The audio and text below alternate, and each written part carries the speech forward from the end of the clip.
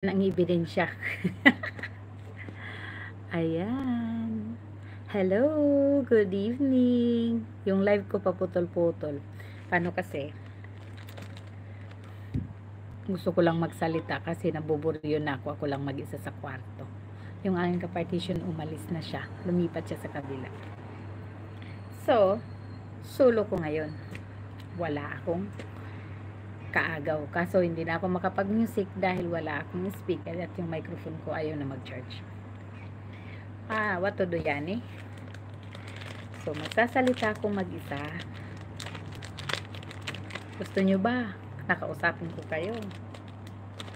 Sana pala guys, susuportahan nyo yung aking mga video na ina-upload.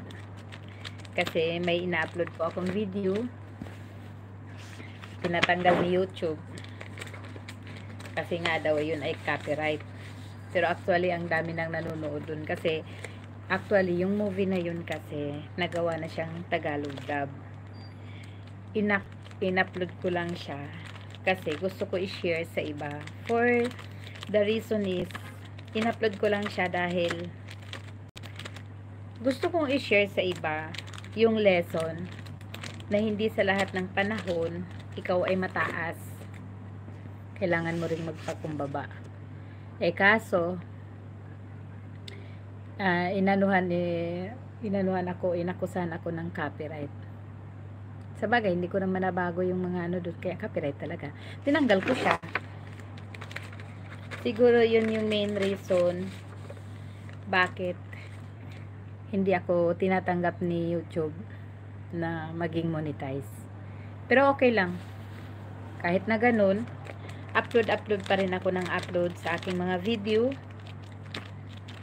Sana ngayon wala naman akong mailagay na tamang content. So kung ano na lang ginagawa ko dito sa bahay, kasi kapag pumupunta naman ako sa party, hindi ko siya pwedeng i-gawin ang video dahil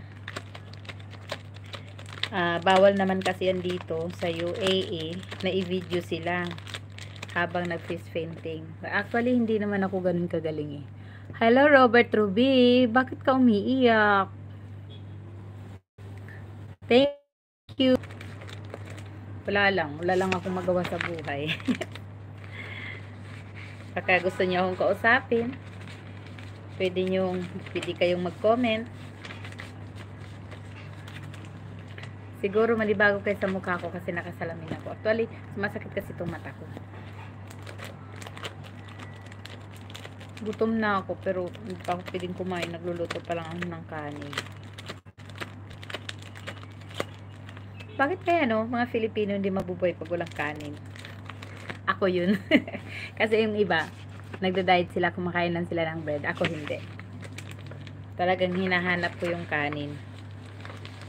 Lalo na pag tuyo ang ulam. Buti na